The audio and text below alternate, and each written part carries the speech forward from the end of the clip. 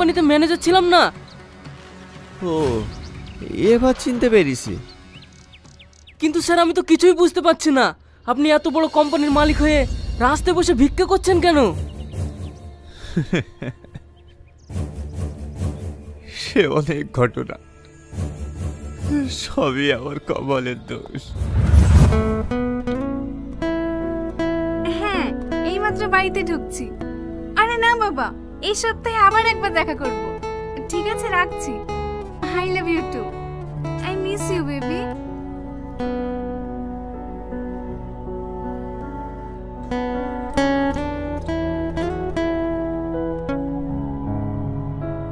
ছেলেটাকে ঘুম পাড়িয়ে রেখে তুমি কোথায় গিয়েছিলে? আমি কোথায় গিয়েছিলাম না গিয়েছিলাম সেই কৈফিয়ত তোমাকে দিতে হবে নাকি? অবশ্যই দিতে হবে, আমি তোমার স্বামী।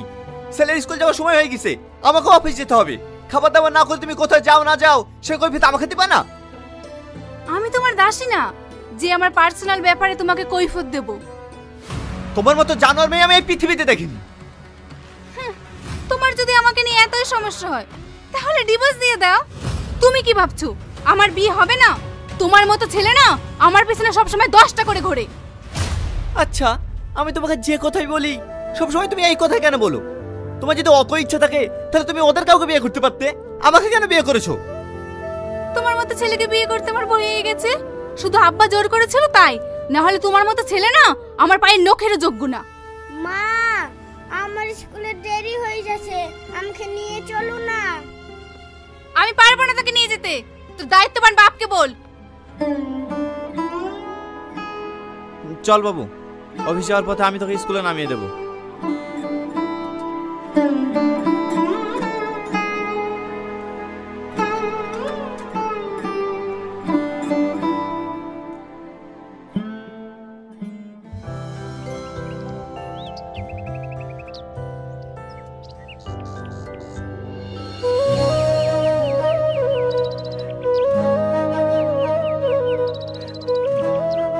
Good morning sir.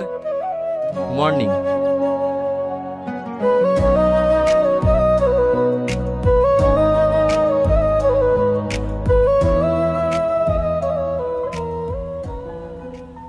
কি ব্যাপার, বিনা পারমিশনে তুমি আমার কেবিনে?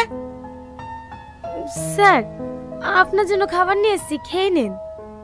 কি, তুমি আমার জন্য খাবার নিয়ে এসছো মানে?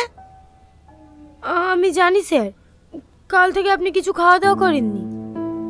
আমি যে খাওয়া দাওয়া করিনি তুমি কি করে জানলে? স্যার, আপনার কোম্পানিতে আমি 3 বছর ধরে কাজ করছি।